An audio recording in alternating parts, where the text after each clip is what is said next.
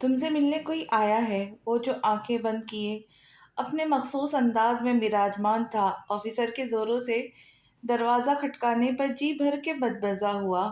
مجھ سے ملنے بھلا کون آئے گا؟ میرے تو ارے کیٹی میری عزیز، تو یہاں کہاں؟ وہ ایک دم خوشگوار موڈ میں آ گیا اور سیدھا لڑکی کے گلے لگتے ہوئے بولا۔ کیٹی اس کی پرانی دوست تھی، ہر دور میں اس کی بہترین ساتھی رہی تھی۔ آج کل مقامی اخبار کے لیے کام کرتی تھی۔ وہ اسے باہر کی خبریں دینے کے لیے آتی جاتی رہتی تھی، بالخصوص احتشام مجاہد کے متعلق۔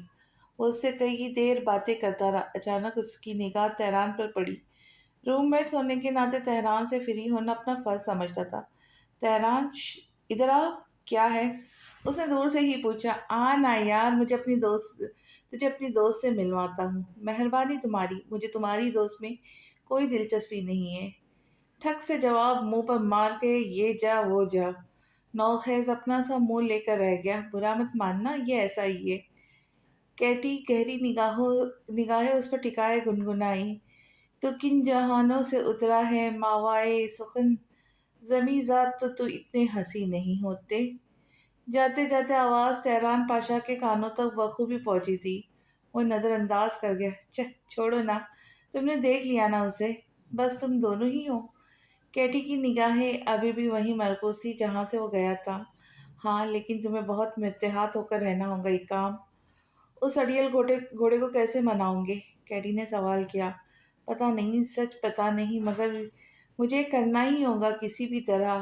میں مزید اس جیل میں نہیں رہ سکتا۔ اب کی بار وہ سنجیدگی سے کہہ رہا تھا۔ امید ہے سب اچھا ہی ہوگا۔ وہ بیگ کندھے سے لٹکا کر اٹھ کھڑی ہوئی، اگلی ملاقات کا وقت بتا کر فوراً چلی گئی تھی۔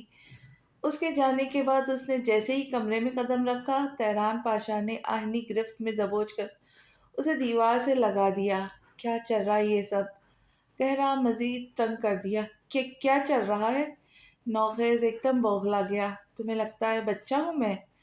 اس کی آنکھیں قہر برسانے لگی۔ بتاتا ہوں، پہلے مجھے چھوڑ تو صحیح۔ وہ مزید اس کے سامنے نہیں ٹک سکتا تھا، سو ہاتھ کھڑے کرتے ہوئے ہار مانی۔ بکو، اس نے خود سے دور ڈھکیلا۔ میں بھاگنا چاہتا ہوں جیل سے، اس لیے کہ میں اب کڑوے کسیلے دن کاٹ کاٹ کر عاجز آ چکا ہوں، اور تم بھی بے گناہ ہو۔ میں نے سوچا تمہارا بھی بھلا ہو جائے گا۔ آخری جملہ قدرے جتا کر بولا تھا۔ تم سے کس نے کہا میں بے گناہ ہوں؟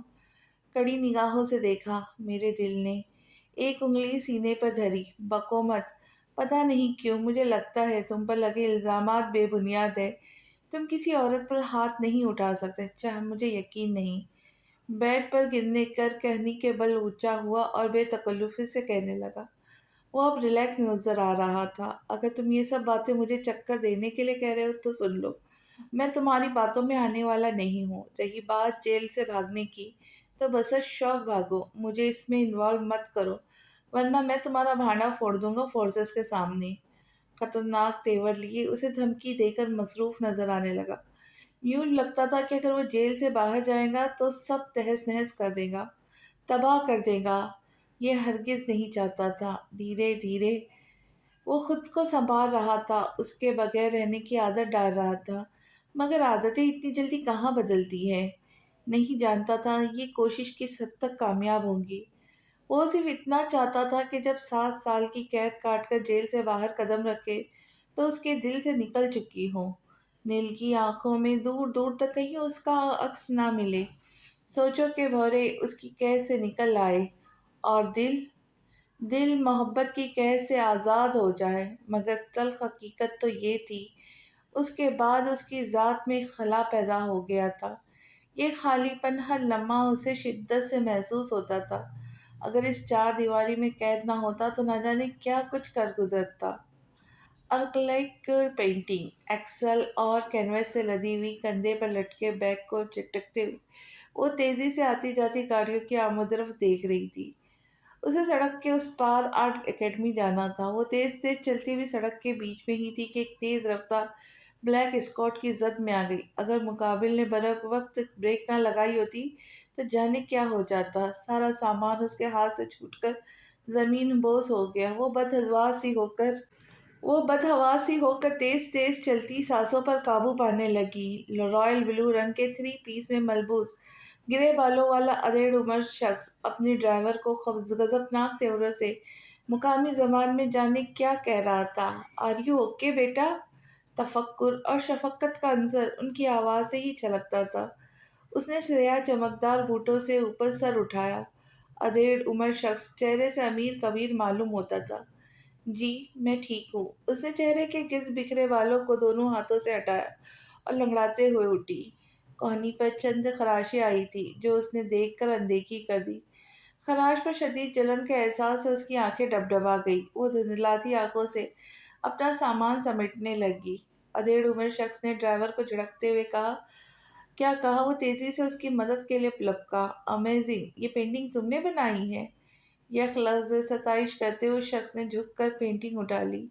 اس نے اس بات میں سر ہلاتے ہوئے ڈرائیور کے ہاتھ سے بیگ تھاما۔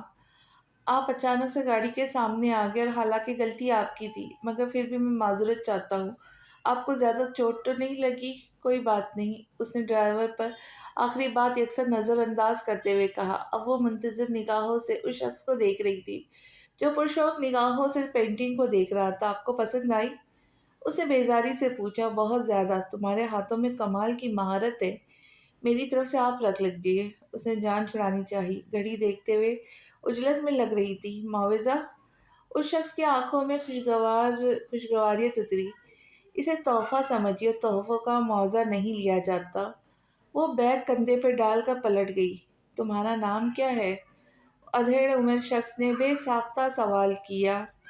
لوگ میرے نام سے نہیں، میرے کام سے پہچانتے ہیں، اس نے کہا اور چلی گئی۔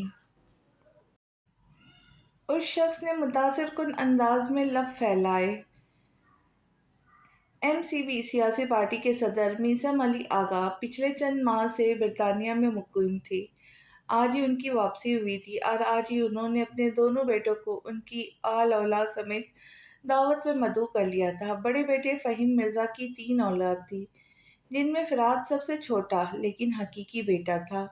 احتشام مجاہد اور ایضل مجاہد ان کی دوسری بیوی سفینہ خانم کی اولادیں تھیں جو ان کے پہلے شوہر مجاہد حسن کے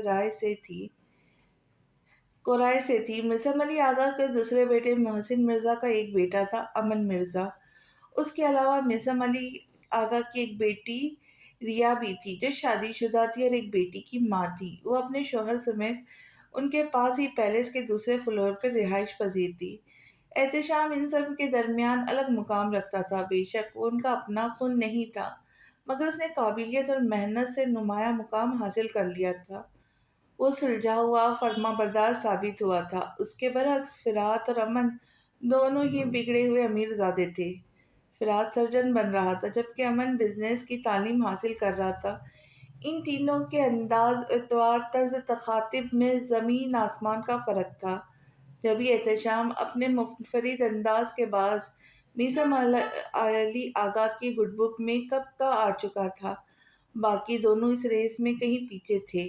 بھئی سیوک، احتشام کو تحفہ تو دیا ہی نہیں جو میں اس کے لیے لایا ہوں۔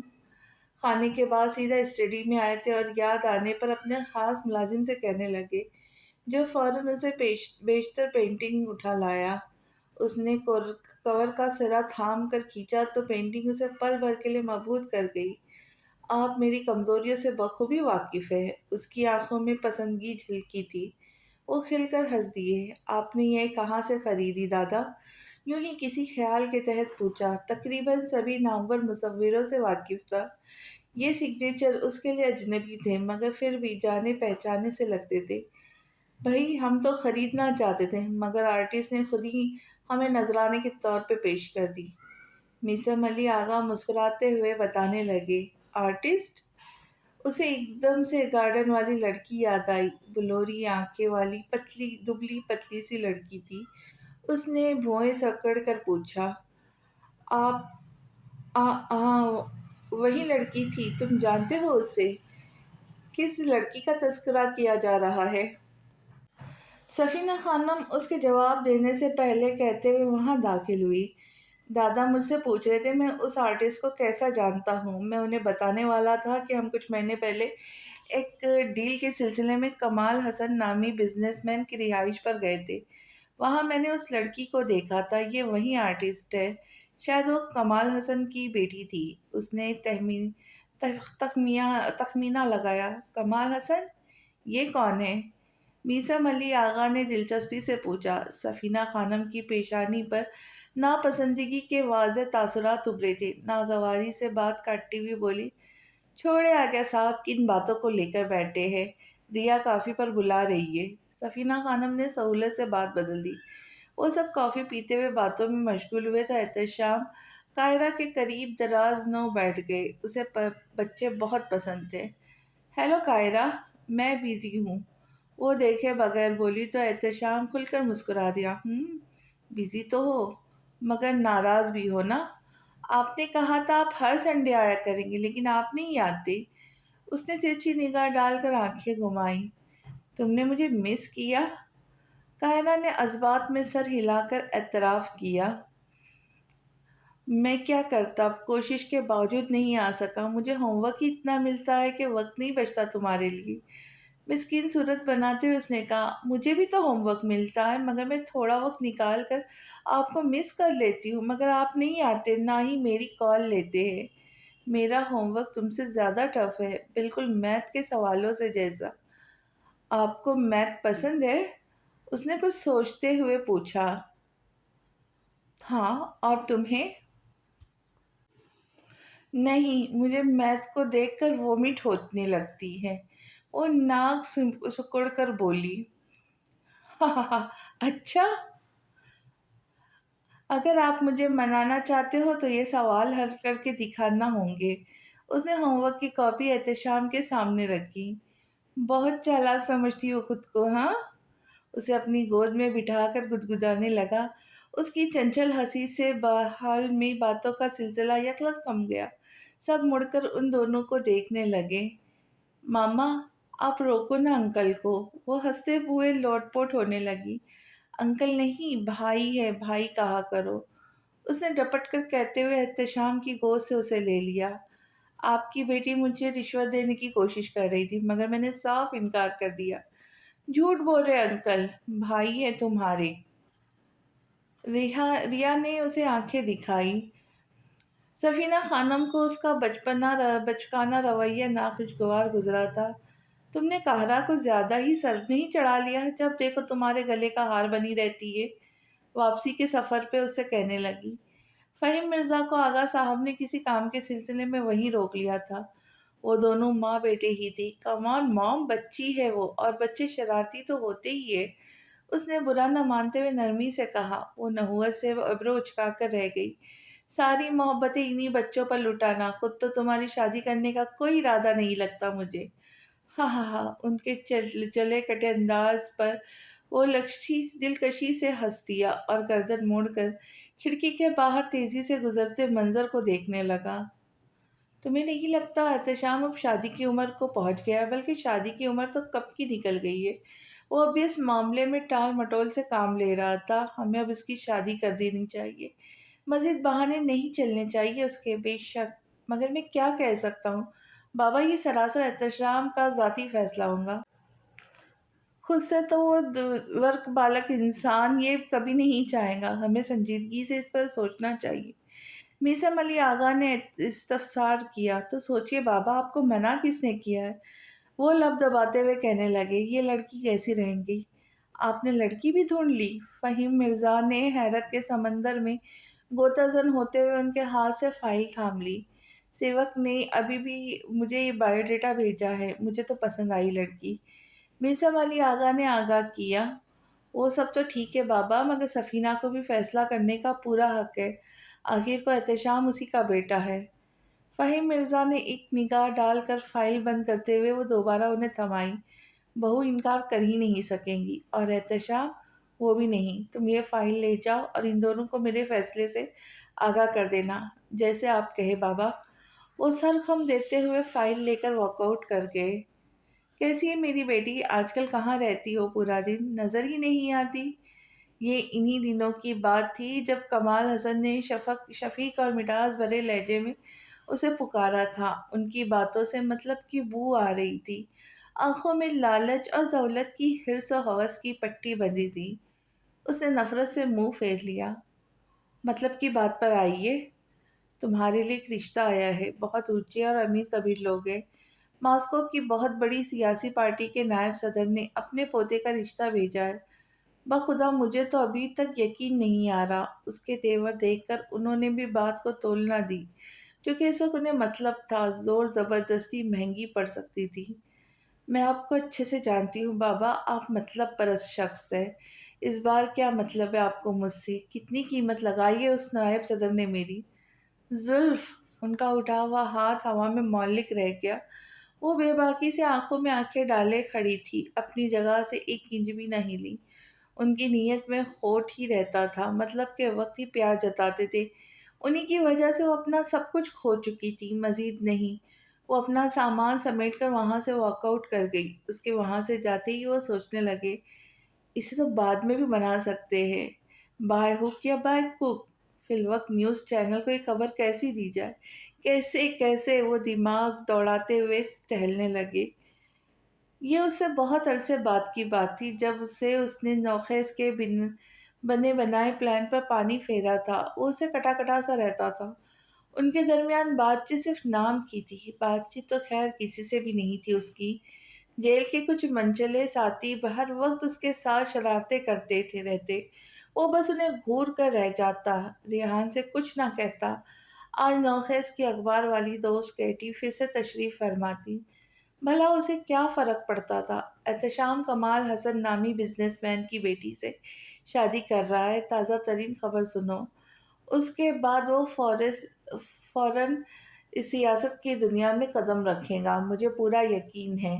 اس کی دوست نوخیز کو بتا رہی تھی۔ یہ باتیں تہران پاشا کے کانوں میں بخوبی سنی تھی۔ اسے زمین آسمان گھومتے محسوس ہوئے، اس کے قدم ڈگمگائے، بدن میں بجلیاں سی پھوٹنے لگی۔ ایک دوسرے ٹیبل پر کرسی کھینچ کر بیٹھنے لگا تو ایک منچلے کے گروپ نے شرارتاً اس کی کرسی کھینچ لی۔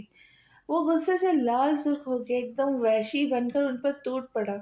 اس نے لڑکے کو بری طرح سے مار مار کر زخمی کر ڈالا۔ نوخیز جو اپنی دوست کے ساتھ سنجیدگی سے کوئی بات ڈسکس کر رہا تھا، بوکھلا کر اس کی طرف بڑھا اور اسے چھڑا کر الگ کیا۔ ڈیوٹی پر تعینات اہلکار بھی آ چکے تھے، اسے بمشکل قابو کر کے الگ کمرے میں بند کر دیا تھا۔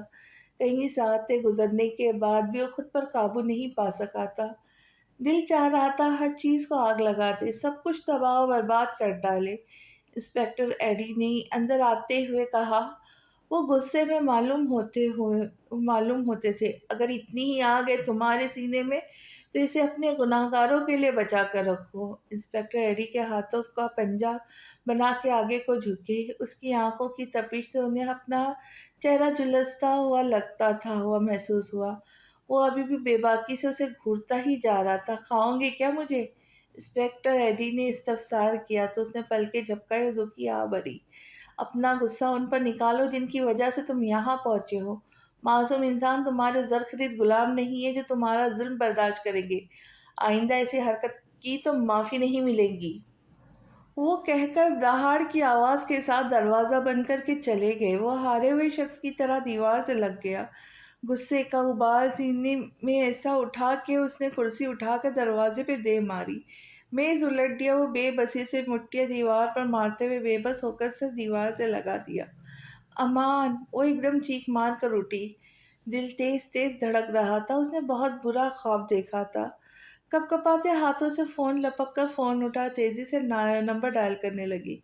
پھر اس کے ہاتھ ایک دم تھم گئے، جیسے دم نہ رہا تھا۔ وہ کس سے حال احوال پوچھتی؟ امان تو کب کا جا چکا تھا۔ اس کی آنکھوں کے سامنے اسے زیر زمین اتارا تھا۔ پھر اسے صبر کیوں نہیں آ رہا تھا؟ وہ کیوں بار بار بے چین ہو جاتی تھی، اس کے بارے میں سوچنے لگتی تھی۔ میں تو مرنے کے بعد بھی تمہارا پیچھا چھوڑنے کا ارادہ نہیں رکھتا۔ اس کی کہی ایک پرانی بات اسے یاد آئی۔ کون جانتا تھا مزاق میں کہی گئی بات یوں سچ ہو جائیں گی۔ وہ بے دم سی ہو کر دوبارہ تکیے پہ گر گئی۔ شجاعت عالمگیر سے اس نے ملنا چھوڑ دیا تھا۔ اوزان کی بیوی کا مس کیریج ہو گیا تھا، وہ بھی آج کل اپنی زندگیوں کے جھمیلے میں الجھا ہوا تھا۔ تہران جیل کے سلاخوں کے پیچھے تھا، اور بچی وہ جو آزاد ہو کر بھی قید تھی، یادوں کی قیدی، محبت کی قیدی۔ بھاڑ میں جائے یہ سب شکوے اور انائیں۔ زندگی کا ایک لمحہ کا بھی بھروسہ نہیں تھا۔ اس نے اگلے روز ہی تہران سے ملنے کا فیصلہ کیا تھا، مگر وہ اس سے مل نہ سکی۔ اس کی موت کی خبر اسے اپنے اسسٹنٹ کے ذریعے ملی۔ وہ اسے بتا رہا تھا کیسے جیل میں آگ لگی، کیسے آگ کی زد میں پورا سیل آ گیا، کیسے جیل کے قیدی جھلس گئے، اس پر سکتہ طاری ہو گیا۔ موت کا سا سکتہ، وہ پلک تک نہ جھپک سکی۔ کمرے میں گھوپ اندھیرا تھا، وہ گھٹنوں میں سردی یہ بے خود کو کوس رہی تھی، تڑپ رہی تھی، سسک رہی تھی، اس وقت کو کوس رہی تھی جب اس نے کمال حسن پر بھروسہ کیا تھا، چند محبت بھرے لفظوں کے دام میں آ گئی تھی۔ زہیب حسن سے محبت ثابت کرنے کی خاطر اپنی محبت کو سولی پر لٹکا دیا تھا۔ اس نے سوچا بھی نہیں تھا اس غلطی سے ناقابل تلافی نقصان پہنچ سکتا تھا۔ تہران نے کتنا سمجھا تھا اسے، مگر اس کی عقل پر تو پردے پڑ گئے تھے۔ جذبات میں آ کر یہ قدم اٹھا تو لیا، لیکن اس کے ایک غلط فیصلے نے محبت کو زمانے بھر میں رسوا کر کے رکھ دیا تھا۔ پہلے وہ شخص اس سے جدا ہوا اور اب دائمی جدائی دے گیا۔ سامنے پڑے البم پر اس کی آنکھوں سے آنسو ٹوٹ ٹوٹ کر گرنے لگے۔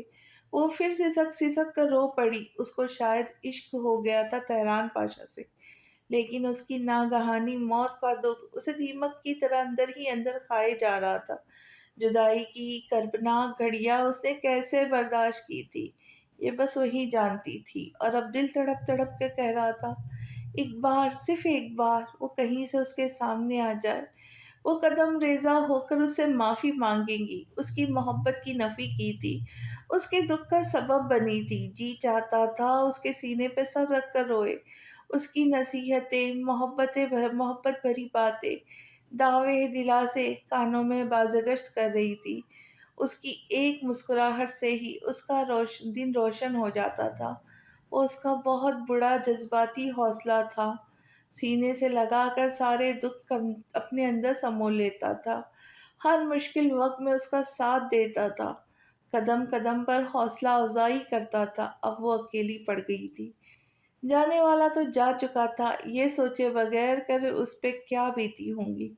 یوں لگ رہا تھا جینے کا جواز ہی ختم ہو چکا ہے۔ اس نے وحشت کی حدوں کو چھوتے ہوئے سر درد کی بہت سی گولیاں ہتھیلی پہ انڈیلی اور بے دریغ نگل گئی۔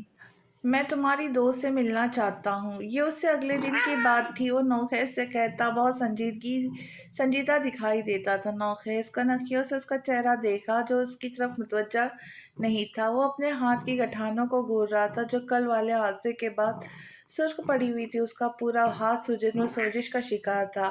تم نے اس بیچارے کو کیوں مارا؟ تم ایسے تو نہیں ہو، پھر کل کیا ہو گیا تھا؟ وہ دوستانہ انداز میں تفکر کی لکیریں پیشانی پر سجائے ہوئے سامنے بیٹھے خاموش شخص کو دیکھ رہا تھا۔ وہ شاید نہیں، یقیناً اس کے دلی جذبات سے لا علم تھا۔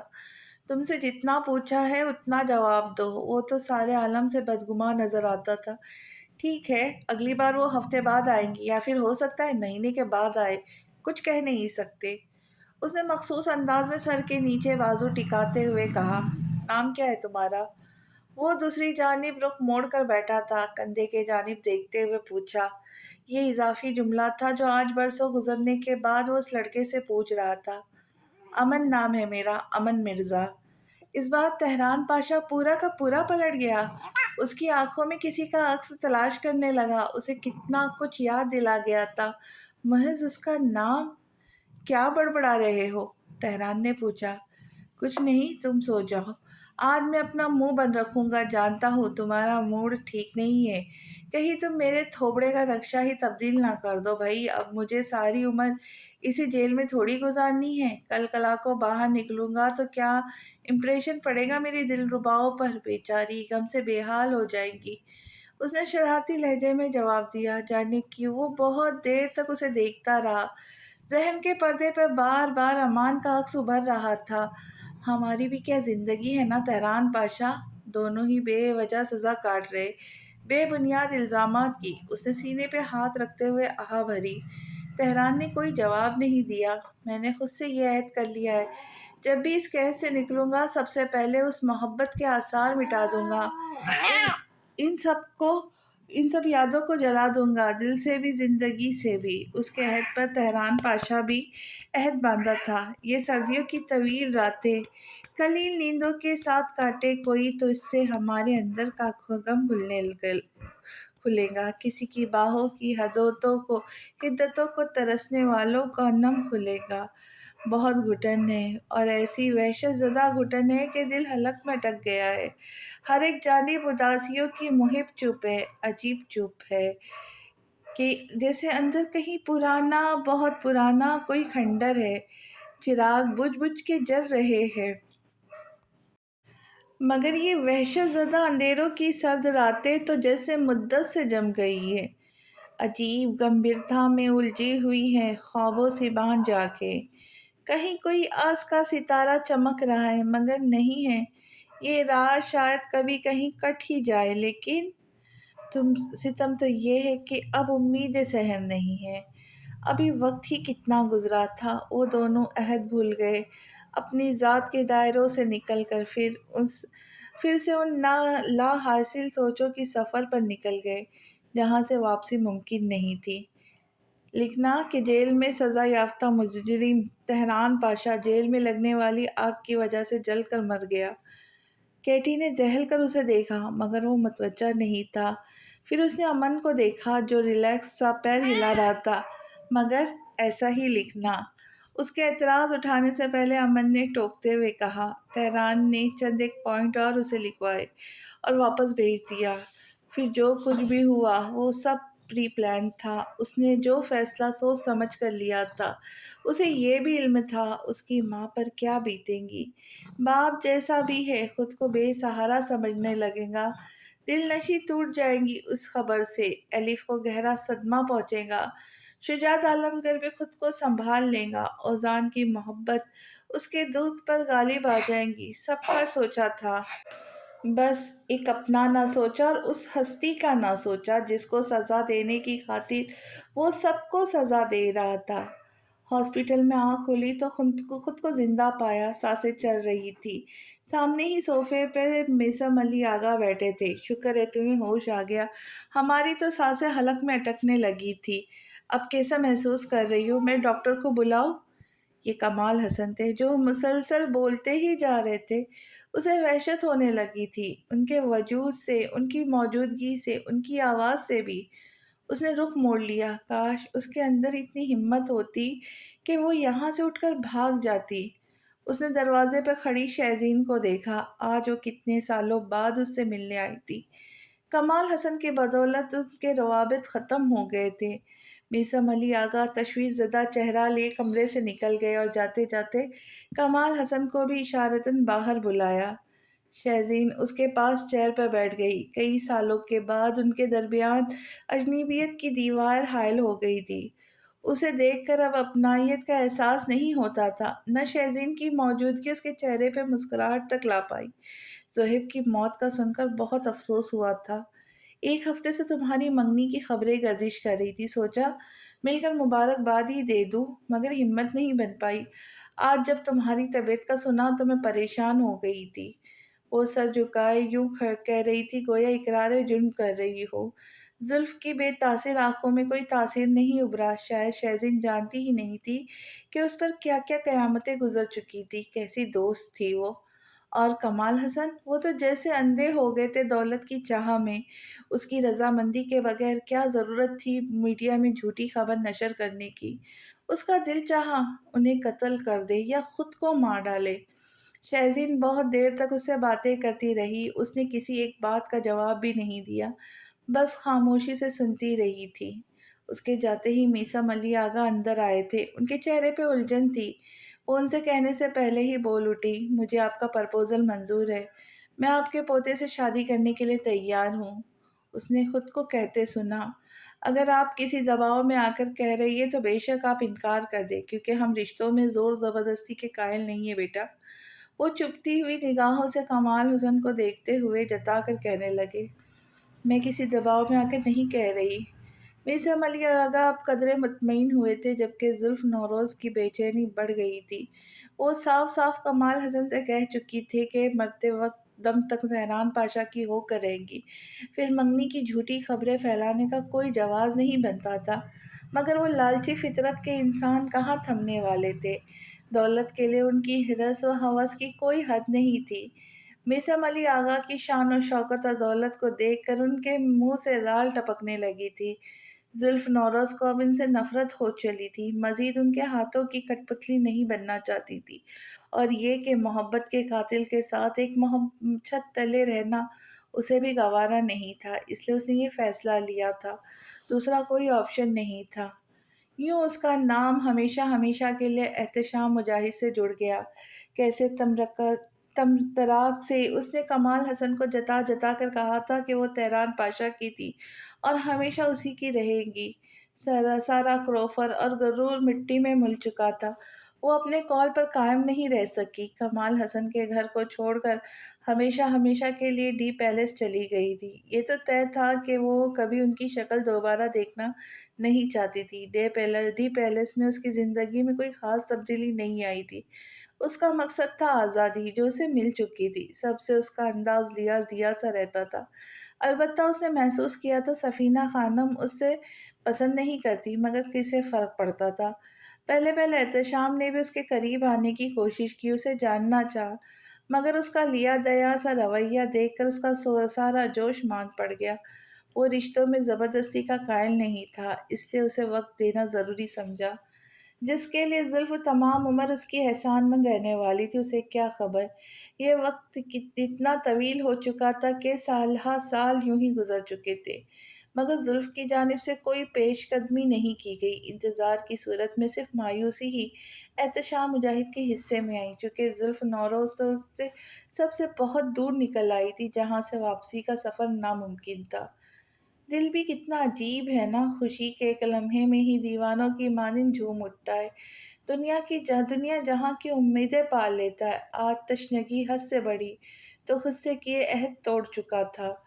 वो फिर से उन्हीं राहों का रुख कर रहा था जहाँ उसने मन की मुराद पाई थी, जहाँ उसके मनपसंद चेहरे के दीदार से सभी की सुबह का आगाज होता था, जहाँ उसका सुकून था, उसका इश्क था। उसे भी ये याद नहीं रहा कि उसने खुद से कितने अहद किए थे। आँखों से उसे ना देखने की कसम खाई थी। दिल ने उसके नाम पर ना धड़कने का अहद किया था, मगर आज वो सब अहद तेज़ हवा में रेत के ज़र्रों की तरह बिखर गए। उसके कदम फिर उन्हीं राहों में भटक गए, महज़ एक दीदार की खातिर।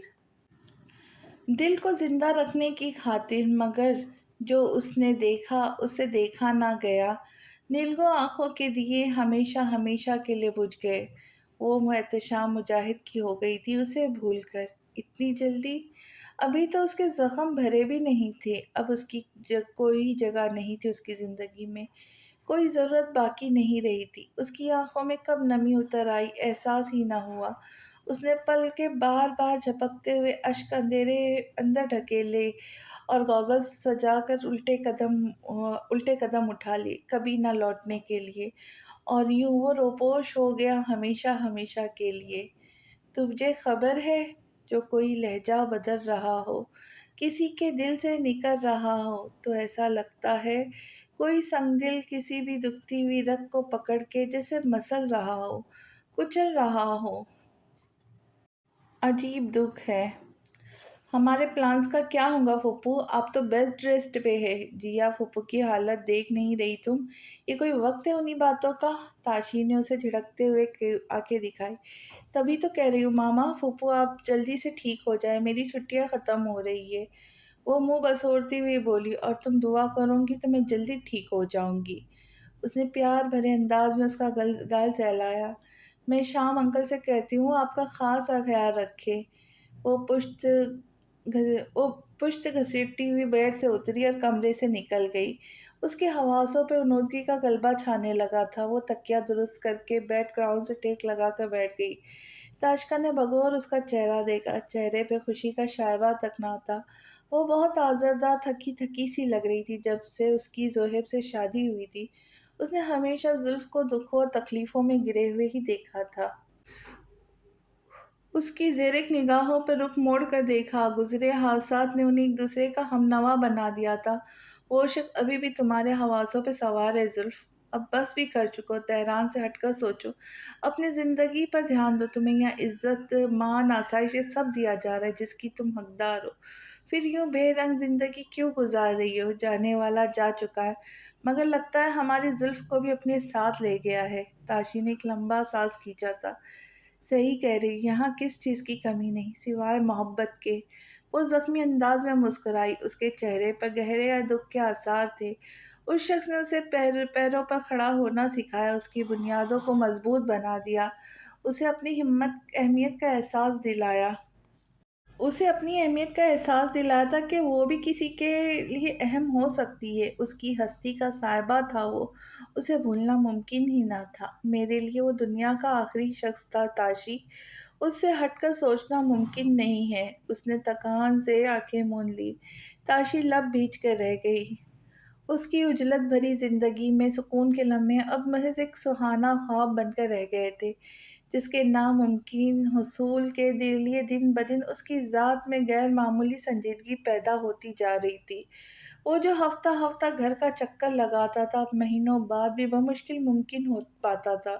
ماما اور دادی اس سے بہت ناراض رہتی تھی، جبکہ بالا نے تو اس کے کال تک لینا چھوڑ دیا تھا۔ پینٹ کی جیبوں میں ہاتھ ڈالے اور مبوت سے ورکرز کنونشن کو مسلسل یہاں وہاں آتے جاتے دیکھتا، وہ ماحول سے بیگانہ لگ رہا تھا۔ اگلے مرحلے میں اس کا اسسٹنٹ باریچو دروازہ ڈھکیل کر اندر آیا، وہ جو ٹانگوں کو کراس کر کے اس کی شکل سے جڑے ٹیبل سے ٹیک لگا کر کھڑا تھا، اپنی نشست چھوڑتے ہوئے سوال کیا، کیا خبر لائے ہو؟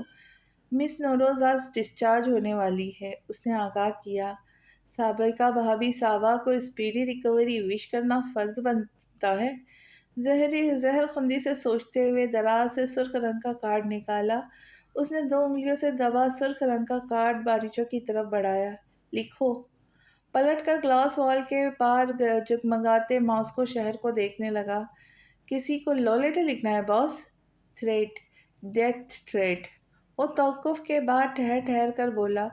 باریچو لمحے بھر کے لیے ٹھٹکا، دانتوں کے درمیان دبا کر پین کا کیپ کھینچتا ہوا بولا، کیا لکھنا ہے؟ چاشنی میں گھلا ہوا ایک جملہ جس سے سامنے والے کو مسیحائی کا گمان گزرے۔ ویسے سابق حملے کے بعد کیا کہنا چاہیے؟ وہ ذرا کی ذرا پلٹا، انداز میں لاپرواہی چھلکتی تھی۔ اگلی بار نہیں بچ پاؤ گی۔ چہ، ایسا کہ پڑھنے والے کے لب مسکرا اٹھے۔ آخر کو ہم خیر خواہی کوئی دشمن تو نہیں، تمہاری قسمت اچھی ہے کہ تم بچ گئی۔ باریچو پھر پرسوچ لہجے میں بولا، ہاں لکھو کہ تم بہت خوش قسمت ہو۔ اگلے لمحے اس نے جھک کر لفظ گھسیٹے اور سیدھا ہوا، سفید پھول بھیجنا مت بھولنا۔ اس کی ہدایت پر سر ہلاتا آفس سے نکل گیا۔ وہ کمرے میں آیا تو زلف سو چکی تھی۔ شاور لے کر تر و تازہ ہونے کے بعد اس نے انٹرکام اٹھا کر کافی منگوائی اور قداور آئینے کے سامنے آ کھڑا ہوا۔ نم بالوں کو جھٹکتے ہوئے اس نے برش اٹھایا۔ تہران! زلف کے لب سرگوشیوں کے انداز میں ہل رہے تھے۔ وہ چونک کر پلٹا، برش کرنے کا ارادہ ترک کر کے اس کے نزدیک آیا۔ وہ اب پرسکون ہو چکی تھی۔ اس نے کمفرٹر کھول کر اڑا دیا اور وہیں قریبی صوفے پہ بیٹھ گیا۔ وہ کئی دنوں سے سوچ رہا تھا کہ زلف سے دماغ میں اٹھتے سوالوں کا جواب مانگے گا، مگر اس کے چہرے پہ ہمہ وقت عجیب سا رعب طاری ہوتا تھا۔ وہ احتشام تھا، جھکنا اس نے سیکھا ہی نہیں تھا، مگر جانے کہ اس کے سامنے ساری شوق نوائی کہاں چلی جاتی تھی۔ عجب دوراہے پہ پڑ گیا تھا۔ وہاں سے اٹھ کر اس کے پہلو میں بیٹھ گیا، اس کے روشن چہرے پہ تاری مقناطیسیت میں سے اپنی طرف کھینچنے لگی۔ خدا نے اسے اتنا خوبصورت کیوں بنایا تھا؟ کبھی کبھی وہ سوچتا تو لاجواب رہ جاتا۔ اس نے ہاتھ بڑھا کر اس کا نازک مرمری ہاتھ فولادی ہاتھوں سے تھام لیا، یوں ہی انگوٹھا نرمی سے اس کے ہاتھ کی پشت پر گھماتے ہوئے نرم نگاہوں سے دیکھتا، خود خوبرو خدوخال میں بھٹکنے لگا۔ اس کی آنکھوں میں خماری سا بھر گیا۔ یکلخت اس نے ہاتھ کی پشت لبوں سے لگا لی۔ ایک انوکھا سا احساس رگ و پے پر اثر چھوڑ گیا۔ ایک بار، 2 بار، وہ بار بار یہ عمل دہرانے لگا۔ کافی؟ दरवाजे पर दस्तक हुई तो उसने उस लम्हे जादुई फसूत उठकर हवाओं में बिखर गया। आ जाओ, उसने नागवारी से कहते हुए हाथ पहलू में दोबारा रख दिया। मुलाजिमा कॉफी का कप रखकर जा चुकी थी। उसने मग उठाया और ग्लास वॉल के करीब रुकते हुए गार्डन का मंजर देखने लगा। फिर रात दानस्ता घर देर से लौटा था ताकि किसी का सामना न करना पड़े, मगर ये ख्याल उसकी खाम ख्याली साबित हुआ था। फ़हीम मिर्ज़ा और सफ़ीना खानम बड़े से लाउंज नुमा हॉल में खुशगवार मूड में कॉफ़ी पी रहे थे। फ़राद बेटा, क्या हुआ? ये चोट कैसी लगी तुम्हें? तशवीश और हैरत में डूबी हुई आवाज़ ने उसके तेज तेज कदम बढ़ते रोक दिए। एक छोटा सा एक्सीडेंट हो गया था, उसने सर्द और सपाट लहजे में बताया। फराज, सच सच बताओ, कहीं कोई नुकसान तो नहीं कर बैठे तुम? फ़हीम मिर्ज़ा के चेहरे की हवाइयाँ उड़ गई। उनके सवाल पर एकदम से आउट हुआ। आपको हमेशा अपने नुकसान की ही परवाह रहती है बाबा। तो सिर्फ इतना जान ले कि मैंने कोई नुकसान नहीं किया। और तुम्हें ज़्यादा चोट तो नहीं आई? लानत भेजे मुझ पर। वो जाते जाते बदतमीजी से खौलता हुआ बोला। मैं तो सिर्फ इस बेवकूफ़ के ख्याल से कह रहा था, कहीं खुद को किसी मुसीबत में न डाल लिया हो। और उसने वो सफ़ीना खानम को देखते हुए बोला, जिन्होंने आंखों ही आंखों में उन्हें तसल्ली दी, फ़िलहाल इसे आराम करने दे। मैं खुद इसे डॉक्टर से बात करूंगी, और एहतशाम भी आने वाला है, वो संभाल लेगा फ़िराद को। सफ़ीना खानम फ़हीम मिर्ज़ा के सामने उस पर बेइश्तिहा प्यार लुटाती थी, बेहद फ़िक्र जताती। ये सिर्फ उसका वहम था या हकीकत? उसके एसाब शल हो चुके थे। हॉस्पिटल में भी ठीक से सो नहीं सका। उसने जूते उतारने की ज़हमत भी महसूस नहीं की और औंधे मुंह बेड पर गिरकर लैंप बुझा दिया। आज की शाम बेहद उदास थी। वो डी पैलेस के ऊंचे तरीन मुकाम पर खड़ी मास्को शहर की मसरूफ तरीन सड़कों को गाड़ियों को भागता हुआ देख रही थी। आज सुबह से हल्की हल्की बर्फबारी आ रही थी जो थमने का नाम नहीं ले रही थी। वो कभी बर्फबारी को देखती, कभी उसकी नज़रें खाली कैनवस से टकरा जाती जो बहुत देर से सेट किए खड़ी थी। जहन उलझा उलझा सा था। वो यहाँ होकर भी यहाँ नहीं थी। ना जाने क्यों अंदर का समा ठहर सा गया। वो अभी तक कुछ अरसे पहले वाली जिंदगी के जेर असर आगे बढ़ने का सोचती, मगर बढ़ नहीं पाती। वो खुद अपनी ज़ात में टुकड़े टुकड़े बनकर बिखर गई थी। मिस नौरोज, आपकी कॉफ़ी। शाली ने मग उसे थमाया। आप ऐसे बीमार पड़ जाएंगी।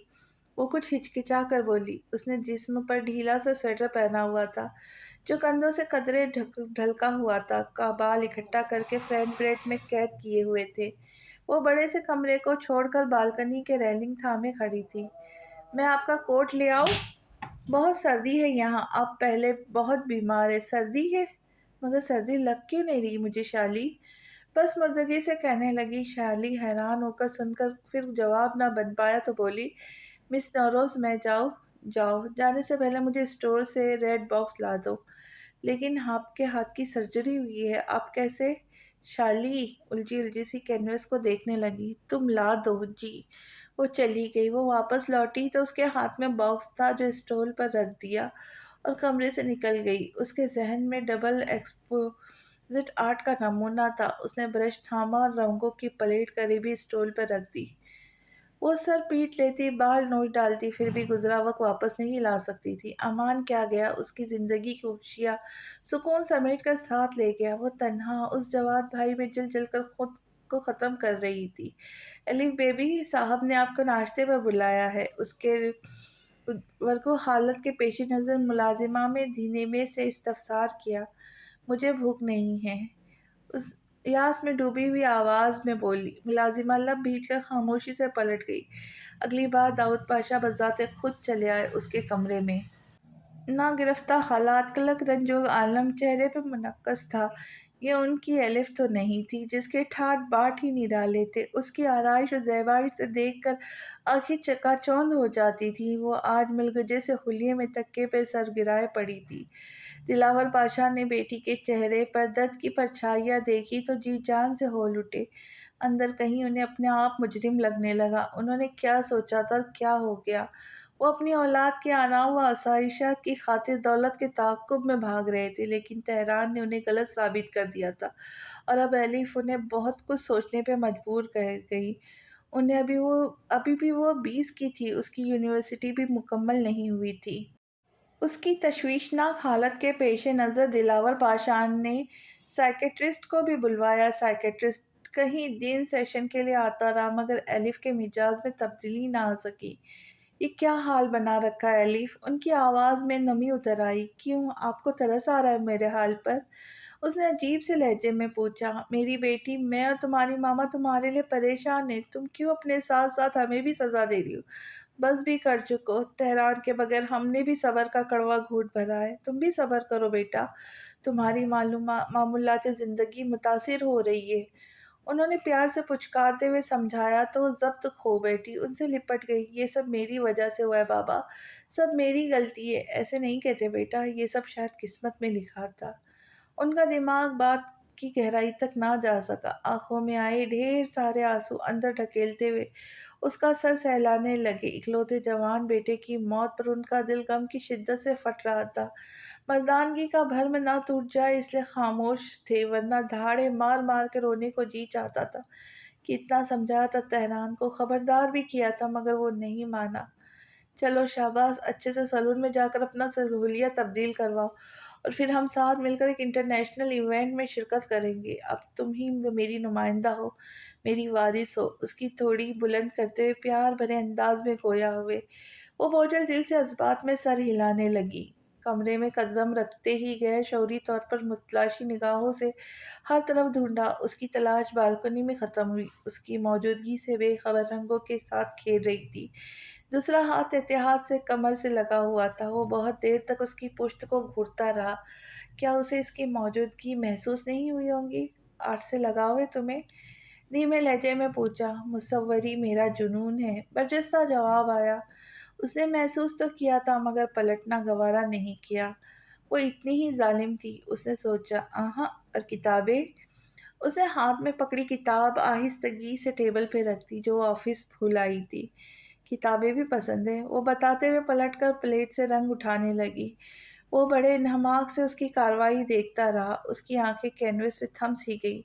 بلا شبہ اس کی مخروطی انگلی کا کمال تھا، وہ بہت محبت اور توجہ سے ان آنکھوں کو سنوار رہی تھی۔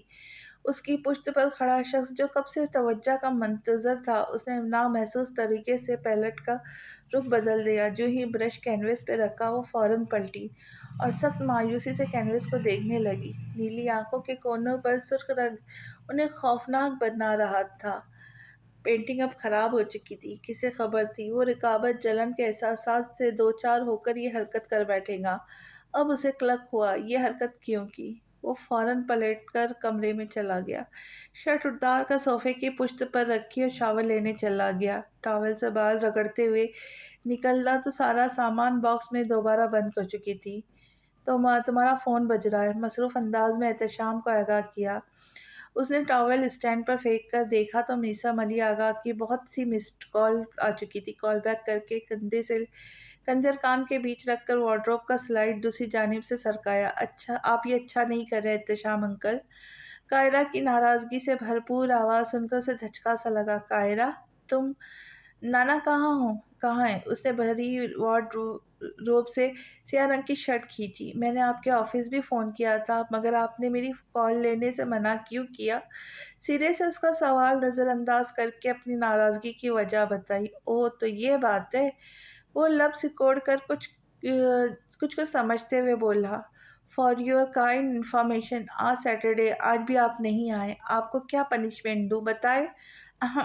اگر میں معافی مانگ لوں تو رعایت ہو سکتی ہے، اس نے لب دباتے ہوئے کہا۔ شرٹ سینے سے کھینچ کر فون اٹھا کر کان سے لگایا۔ نہیں، ٹھیکا سا جواب سن کر اس نے لب مایوسی سے بھیجے۔ دیکھو، اگر تم مان جاتی ہو تو اپنی پیاری وائف کو بھی تم سے ملانے لا سکتا ہوں۔ اس نے کمرے میں داخل ہوتی زلف کو جو ٹاول سے چہرہ تھپتھپا رہی تھی۔ نک چڑھی، مجھے وہ بالکل پسند نہیں۔ اس نے بمشکل پھولتی ہنسی کو روکا تھا۔ نک چڑھی ہے جیسی بھی ہے، مجھے بہت پیاری لگتی ہے، اس نے بظاہر سنجیدگی سے کہا۔ آپ آ رہے ہیں نا احتشام انکل؟ اس نے پہلے وہ کوئی جواب دیتا، اسپیکر پر ریا کی تشویش سے بھرپور آواز اس کی سماعتوں سے ٹکرائی۔ غضب خدا کا لڑکی، یہ تو بابا کا فون ہے، کس سے بات کر رہی ہو تم؟ لاؤ ادھر، دو مجھے فون۔ اس نے فون فوراً جھپٹ کر کان سے لگایا۔ I am so sorry Ehtesham, قاہرہ کی طرف سے معذرت چاہتی ہوں، یہ بہت منہ پھٹ ہو گئی آج کل۔ ریا نے قہر بھری نظروں سے قاہرہ کو گھورا جو اس کے ہاتھ سے فون واپس لینے پہ بری طرح مچل رہی تھی۔ ایک بات کہوں اگر برا نہ مانے تو؟ اس نے لمبی سانس لے کر اعصاب ڈھیلے چھوڑ دیے۔ تو خدا کا لڑکی، یہ تو بابا کا فون ہے، کس سے بات کر رہی ہو تم؟ لاؤ ادھر دو فون مجھے۔ اس نے فوراً فون جھپٹ کر کان سے لگایا۔ ایم سو سوری احتشام، کائرہ کی طرف سے معذرت چاہتی ہوں، یہ بہت منہ پھٹ ہو گئی ہے آج کل۔ ریا نے قہر بھری نظروں سے کائرہ کو گھورا جو اس کے ہاتھ سے فون واپس لینے کے لیے بری طرح مچل رہی تھی۔ ایک بات کہوں اگر برا نہ مانے تو؟ اس نے لمبی سانس لے کے اعصاب ڈھیلے چھوڑ دیے۔ کائرہ کو بابا کی ضرورت ہے ریا، شادی شدہ زندگی کو لے کر آپ کو جو بھی نجی مسائل ہیں انہیں پس پش ڈال کر اپنے ہسبینڈ کو واپس بلا لے، کیونکہ عمر کے اس حصے میں بچے کو ماں باپ دونوں کی ضرورت ہوتی ہے۔ اس کے چہرے پہ دکھ کی گہری پرچھائیاں لہرائی۔ زلف نے بے ساختہ مڑ کر اسے دیکھا۔ میں نے اس شخص پر خود سے بھی زیادہ بھروسہ کیا تھا احتشام، تم ہی بتاؤ جو اس نے کیا، کیا اسے ایک بیٹی کا باپ ہونے کے ناطے یہ سب کرنا چاہیے تھا؟ ریا کی نمدیدہ آواز میں گلا کیا۔ وہ اپنے کیے پہ شرمندہ ہے ریا، آپ کو اپنی بیٹی کی خاطر انہیں ایک موقع دینا چاہیے۔ زلف بلا واسطہ اس کی جانب متوجہ ہوئی۔ کوئی بات نہیں، میں دادا سے خود مل کر بات کر لوں گا، اس نے کہہ کے فون بند کر دیا۔ وہ قداور آئینے کے سامنے کھڑی بظاہر اس کی باتیں سن رہی تھی۔ اس کے ہاتھ سبک روئی سے بینڈیج کھولنے لگے۔ آپ اپنے ہاتھ کو گھڑتے ہوئے وہ ایک دم سے چونکی۔ رنگ؟ میری رنگ کہاں گئی؟ تاش کے نقش و نگار والی انگوٹھی اس کے لیے بہت معنی رکھتی تھی۔ وہ بے چینی بے تابی سے دراز کھول کھول کر چیک کرتی، چیزیں تہس نہس کرتی جا رہی تھی۔ کچھ کھو گیا ہے؟ اس کی بوکھلاہٹ کا نوٹس لیتے ہوئے پوچھا۔ میری رنگ کھو گئی ہے، وہ روحان سی ہو کر بولی۔ میرے پاس ہے، تمہارے ہاتھ کی سرجری کے دوران ڈاکٹر نے ساری چیزیں مجھے دے دی تھی۔ بغور اس کے چہرے کی طرف دیکھتے ہوئے کوٹ کی جیب سے نکال کر تھمائی تو اس کی جان میں جان آئی۔ رکی ہوئی سانس بحال ہوئی۔ اس نے یوں مٹھی بھیچ لی جیسے بہت قیمتی شے ہو۔ اتنی پوزیسنس! وہ خود کو روک نہیں سکا۔ وہ اپنی چیزوں کے بارے میں بہت پوزیسو ہوں۔ سرد سے لہجے میں جواب دیا اور اپنے ہاتھ کو الٹ پلٹ کر دیکھتے ہوئے ڈریسنگ کا سامان نکال کر ٹیبل پہ رکھا۔ چیزیں سنبھالنے سے کیا ہوگا؟ چیزوں کی کوئی قیمت تو نہیں ہوتی، بلکہ انسانوں کو سنبھال کر رکھنا چاہیے۔ قیمت تو ان کی ہوتی ہے، ان کی محبت کی ہوتی ہے۔ جس سے محبت ہو اس سے جڑی ہر چیز بھی خود بخود قیمتی ہو جاتی ہے۔ اس نے احتشام کو لاجواب کر دیا تھا۔ میں آئے؟ وہ اپنی نشست چھوڑ کر اس کے پاس آ اجازت طلب کی۔ وہ آج کل اس کی دلچسپی کا باعث بن گئی تھی، چاہ کر بھی اسے نظر انداز نہیں کر پا رہا تھا۔ اس نے نوٹس لینا بھی ہی اب شروع کیا تھا۔ اسے سر پر کھڑا دیکھ کر مجبوراً ہاں کرنی پڑی۔ ایسا کچھ ہے جو تم مجھے بتانا چاہتی ہو؟ اس نے شیشے کا ڈھکن کھول کر کرٹن میں الٹتے ہوئے پوچھا۔ تمہیں بتانے کے لیے میرے پاس کوئی دلچسپ بات نہیں، زلف نے سنجیدگی سے جواب دیا۔ Are you sure? اس نے ایک بھرپور نظروں سے غیر معمولی حسن کو دیکھا۔ خدا نے اسے اتنا مکمل حسن دیا تھا، لمحے بھر کو ٹرانس میں چلا گیا۔ سر جھٹک کر ٹیوب جیسے ہی زخموں پر لگائی۔ اس نے تڑپ کر اس کا ہاتھ پکڑ لیا، لب بھیج کر وہ آنسوں پر بند باندھنے کی کوشش کر رہی تھی۔ تمہیں زیادہ درد ہو رہا ہے؟ اس کا چہرہ تیزی سے سرخ ہو رہا تھا۔ بہتی آنکھوں کے ساتھ نفی میں سر ہلا گئی، ساتھ ہی ساتھ اس کا ہاتھ بھی چھوڑ دیا۔ تم اس شخص کے سامنے مزاحمت کیوں نہیں کی؟ بالآخر پوچھ لیا وہ سوال جو اسے الجھن سے دو چار کیے بیٹھا تھا۔ مزاحمت کرنے سے کیا ہو جاتا؟ اس نے ڈبڈباتی آنکھیں میچ کر کھولی تو آنسو تیزی سے گالوں پر پھسلے۔ اگر تمہیں کچھ ہو جاتا تو اپنے حصول کے لیے کم از کم لڑنا چاہیے تھا نا؟ وہ ٹرانس میں چلا گیا۔ میں ڈر گئی تھی، اس نے کہہ کر گویا بات ہی ختم کر دی اور احتشام کے چہرے کی جانب دیکھا۔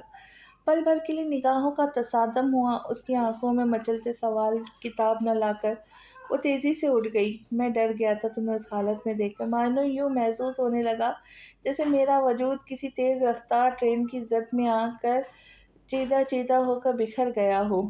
ظاہر کرنے لگا، اسے اپنے دل میں پنپنے والے خوف سے روبرو کروانے لگا۔ وہ ایک خاموش نگاہ اس پر ڈال کر وہاں سے چلی گئی۔ اس سے کچھ کہا نہ گیا۔ دروازے پر جیسے ہی بیل ہوئی، پریشانی میں مبتلا زمارہ نے ایک دم ہاتھوں سے سر اٹھ کر دروازہ کھولنے لگی۔ وہ آج پھر لیٹ آیا تھا، آج پھر وہ ضبط کر گئی، خاموشی سے کھانا ٹیبل پر سرو کرنے کی لگی تھی کہ اوزان نے اس کا ہاتھ پکڑ لیا۔ بیٹھو، میں یہ سننے میں بالکل بھی انٹرسٹ نہیں ہوں کہ تم اپنی راتیں کس کی باہوں میں رنگین کر کے آ رہے ہو۔ اس کا لہجہ بہت کڑوا تھا، وہ ضبط سے لب بیچ کر رہ گیا۔ یہ کوئی معمولی بات نہیں تھی، وہ ہر نئے دن اس طرح کے الزاموں کی زد میں ہوتا تھا۔ میرے کسی عمل سے تمہیں تکلیف پہنچی ہے تو بتاؤ مجھے، یوں کڑوی کسیلی باتوں سے کے تیر سے گھائل مت کیا کرو۔ اس کو دیکھ کر غصے کے باوجود مسکرا دیا۔ وہ جتنا آنسو ضبط کرنے کی کوشش کر رہی تھی، آنسو اتنی ہی تیزی سے بہنے کو مچل رہا تھا۔ آج کل وہ پہلے ہی زرد و زنج میں ہو رہی تھی، اس کے رویے کی وجہ سے۔ وہ اس کے چھوڑ کر نئی لڑکیوں سے افیئر چلا رہا تھا۔ اس کی توجہ زمارہ سے بالکل ہٹ گئی تھی، وہ بہت بدل گیا تھا۔ اسے اگنور کر دیا۔ وہ جانے لگی تو اوزان نے ہاتھ تھام کے اسے روکا۔ نظر انداز کرنے کا کیا مطلب ہے؟ نظر انداز کرنا کسی مسئلے کا حل نہیں، وہ چڑ کر بولا تھا۔ نظر انداز کرنے میں ہی غنیمت سمجھو، ورنہ جو تم کر چکے ہو میرے ساتھ، میں تمہیں اس کے لیے معاف کرنے والی نہیں ہوں اوزان۔ ترش لہجے میں جتا جتا کر بولی اور اپنا ہاتھ واپس کھینچ لیا۔ اوزان کے ضمیر پر بوجھ آن پڑا، اس کا رونا تکلیف دینے لگا تو آزردگی سے کہتا چلا گیا، تم ہر بار ایسی باتیں کر کے مجھے تکلیف پہنچاتی ہو، احساس ہے تمہیں یہ؟ میں 1000 بار اپنی حماقت کی صفائی دے چکا ہوں، اپنے دوستوں کے ساتھ تھا، وہ بہت مشکل وقت سے گزر رہے تھے زمارہ، ان کے مجھ پر بہت احسانات ہیں، میں چاہ کر بھی وہ احسان اتار نہیں سکتا ہوں۔ جانتی ہوں، میں اچھے سے جانتی ہوں، تمہیں غموں کی سوغات دے کر واقعی بہت بڑا احسان کیا ہے انہوں نے تم پر۔ وہ تلخی سے گہرا طنز کر گئی۔ زمارہ، تم کچھ مت کہو، تم نہیں جانتی، کچھ بھی نہیں جانتی تم۔ وہ اس کے الزام پر تعصب سے بولا، میں صرف اتنا جانتی ہوں کہ میرے بچے کے قاتل تم اور تمہارے دوست ہیں، اگر تم مجھے اس حال پر چھوڑ کر نہ جاتے تو۔ وہ سسکی تھی۔ اوزان کا ضبط آخری حدوں کو چھونے لگا۔ زمارہ، میرا دوست مر چکا تھا، میں اس کے آخری دیدار کے لیے بھی نہ جاتا؟ اس نے بہت دکھ سے نم آواز میں گلہ کیا تھا۔ مت جاتے، کیوں گئے تھے؟ میں نے تمہیں 2 آپشن دیے تھے اوزان کی، یا تو تم مجھے چن لو یا اپنے دوستوں کو۔ وہ ایک دم پھٹ پڑی تھی۔ میں نے تمہیں چنا تھا نا، اسی لیے تو آج اس حال میں ہوں۔ وہ استہزائیہ ہنسا۔ زمارہ کی آنکھیں پھٹی کی پھٹی رہ گئی۔ اس نے لڑکھڑا کر ٹیبل کا کونا تھام لیا۔ تم پچھتا رہے ہو؟ اس کی دھواں دھواں ہوتی آنکھوں آنسوں سے بھر گئی کہ اوزان عکس تک دھندلا گیا۔ وہ دکھ سے اسے دیکھ رہا تھا اور اس کے الزاموں سے تنگ آ گیا تھا۔ وہ حادثاتی مس کیریج کا ذمہ دار اسے ٹھہراتی تھی۔ وہ اس کی تکلیف سے واقف تھا کیونکہ یہ اس کا دوسرا مس کیریج ہوا تھا، بہت تکلیف سے گزری تھی۔ اس کے الزام پر سر جھکا لیتا تھا کیونکہ اس سے محبت کرتا تھا۔ بھلا کوئی باپ اپنی اولاد سے محبت نہ کرتا؟ ایسا ہو سکتا تھا؟ اسے تو زمارہ سے عشق تھا۔ اس کے دوست ہمیشہ اس بات سے جھگڑتے تھے کیونکہ ان کے برعکس وہ زمارہ کو زیادہ وقت دیتا تھا اور اسے آج تک ان محبت کا صلہ نہیں ملا تھا۔ بس الزامات ہی الزامات اس کے حصے میں آئے تھے۔ کبھی کبھی ہم یہ سوچتے ہیں کہ ہمارا وہ دوست جو خاموش خاموش رہتا ہے، دوستوں میں جس کی شمولیت سب سے کم ہوتی ہے، جو ہمارے ہنسنے سے ہنس دیتا ہے، اس کا مذاق بھی اڑائے تو ہنس کر بات ٹال دیتا ہے، پلٹ کر جواب نہیں دیتا۔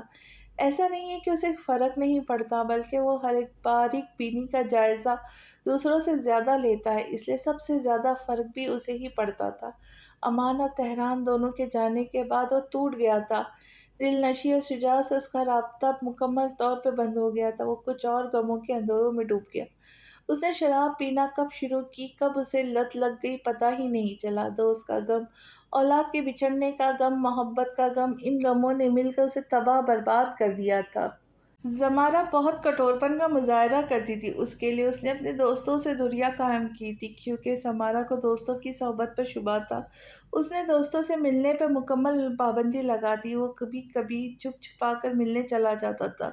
وہ دن اس کی زندگی سے خشکن دن تھا۔ اب اسے محسوس ہوتا تھا محبت تو اس سے ہمیشہ ہی روٹی روٹی رہتی تھی۔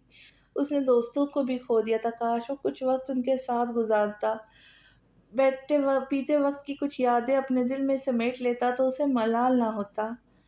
آج اس نے ہاف ڈے لیا تھا۔ احتشام، سب ٹھیک تو ہے؟ گویا اس نے سفینہ بیگم کو ورتا حیرت میں مبتلا کر ڈالا۔ جی مام، آپ کس لیے پوچھ رہی ہے؟ تم آج وقت سے پہلے آ گئے ہو۔ وہ مسکرایا۔ کیوں نہیں آ سکتا کیا؟ کیوں نہیں میری جان؟ انہوں نے اپنا ہاتھ اس کے گال پر رکھا۔ زلف کہاں ہے؟ اس نے بریک فاسٹ کیا؟ اس نے توقف سے پوچھا۔ اس نے محسوس کیا تھا کہ سفینہ خانم کی خوبصورت پیشانی پر شکن نمودار ہوئی۔ بھئی نخرے والی ہے تم محترمہ جی، چاہتا ہے تو مخاطب کرتی ہے، آتی ہے، جاتی ہے، مگر ہمیں بتانا گوارا نہیں کرتی۔ تم ہی کہو، کیا ہمارا اتنا بھی حق نہیں کہ کچھ پوچھ لے؟ مگر اس لڑکی کے تو مجاز ہی نہیں ملتے۔ سفینہ خانم نے نحوست سے ابرو اٹھا کر کہا تو اس نے لمبا سانس کھینچ کر اعصاب ڈھیلے چھوڑ دیے۔ فرات کا ایکسیڈنٹ ہو گیا تھا کل رات۔ اس لڑکے نے بھی ناک میں دم کیا ہوا ہے اپنے باپ کے، تم ذرا چیک کر لینا۔ انہوں نے میگزین الٹتے ہوئے بے نیازی سے اطلاع دی، جبکہ وہ سن کر پریشان ہو گیا۔ تیزی سے اس کے کمرے کا رخ کیا۔ فرات، فرات اٹھو، مجھے تم سے بات کرنی ہے۔ کمرے کا لیمپ آن کر کے اس کا کندھا جھنجھوڑا۔ کیا ہے یار؟ اس کے اعصاب نیند سے بوجھل تھے۔ فرات، وہ تیزی سے چیخا تو فرات گھبرا کر بستر سے اچھلا۔ کیا مجھے اب اس پیلس کے ہر فرد کو حساب دینا ہوگا؟ آنکھوں میں نیند کی خماری لیے ناراضگی کا برملا اظہار کیا۔ تمہیں کم از کم میرے سامنے جواب دہ ہونا پڑے گا فرات مرزا، استحقاق سے جتایا۔ ٹھیک ہے یار، اپنے سوالوں کی لسٹ بتا کر مجھے میل کر دو، میں سب کے تفصیلی جواب ریکارڈ کروا دوں گا۔ اب خدا کے لیے مجھے سونے دو۔ وہ بری طرح جھنجھلا کر کہتا سونے کے لیے لیٹا کہ کورائی نے اس کا کندھا تھام لیا۔ اب کیا ہے؟ اب کیا ہے؟ تڑک کر سوال کیا۔ تمہیں زیادہ گہری چوٹ تو نہیں آئی؟ وہ اتنا پیار اور تفکر سے پوچھ رہا تھا کہ فرات نہ چاہتے ہوئے بھی نرم ٹھیک پڑ گیا۔ میں ٹھیک ہوں بھائی، لیکن ابھی مجھے نیند آ رہی ہے۔ ٹھیک ہے، سو جاؤ۔ اس کا کندھا چھوڑ کر لیمپ آف کر کے کمرے سے نکل گیا۔ وہ کوئی کتاب پڑھنے میں مشغول تھی۔ کمرے میں ایک عجیب سی خاموشی تھی، جیسے موبائل پر در پہ بجنے والی پیغامی ٹون نے کاٹا۔ زلف نے بنا دیکھے فون آف کر دیا، پھر مصروف ہو گئی۔ اس سے کچھ دیر وہ کرسی پر احتشام پر براجمان تھا۔ ایک گہری نظر زلف پر ڈالی، لیپ ٹاپ کی اسکرین فولڈ کر کے اسے صوفے تک چلایا جہاں پاؤں اوپر کی یہ کتاب پڑھنے میں مہو تھی۔ آج کل وہ مکمل طور پر افسوس ساز کے فصل میں جکڑا ہوا تھا۔ پہلی بار ہوا تھا۔ زلف نے استفہامیہ نگاہوں سے اسے دیکھا۔ کئی لمحے آئے اور گزر گئے۔ جب وہ کچھ نہ بولا تو زلف کتاب بند کر کے ہمہ گوش ہوئی۔ ان 4 سالوں میں یہ ادا بالکل نہیں تھی۔ اس نے احتشام مجاہد کے لیے کوئی کام چھوڑ کر بھرپور توجہ دی ہو۔ کیا پڑھ رہی ہو؟ ناول؟ اس نے کتاب کو بند کر کے باہوں میں جکڑ رکھا تھا۔ میں آٹو بایوگرافی پڑھتا ہوں، مجھے ناول پسند نہیں۔ جو بھی ہے، اصل مقصد پڑھائی ہے جو کہ ضروری سمجھتی ہے۔ یہ ہماری ادھوری خواہشات کو پورا کر دیتا ہے۔ ایسا محسوس ہوتا ہے نا پڑھتے وقت، جب ہم اکثر بے خودی کے عالم میں کسی اور کے جذبات اور احساسات کی بے بسی اور شدت کو محسوس کرتے، کسی اور کی روح میں اتر جاتے، اس کی زندگی کو جیتے ہیں نا۔ دلچسپ بات۔ اس کی بات کی گہرائی میں ڈوبتے ہوئے سوال کیا۔ انسان پڑھنے میں بھی دلچسپی رکھتی ہو؟ براہ راست اس کی بلوری آنکھوں میں دیکھتے اس کی دلچسپی اور تجسس سے بڑھنے لگا۔ شاید نہیں، مگر تمہیں بہت قریب سے جان چکی ہوں۔ یہ کچھ حد تک سچ بھی تھا۔ وہ اس شخص کو بہت گہرائی سے مطالعہ کر چکی تھی۔ بتانا پسند کریں گی؟ اس کی گہری آنکھوں میں تحریر در آئی۔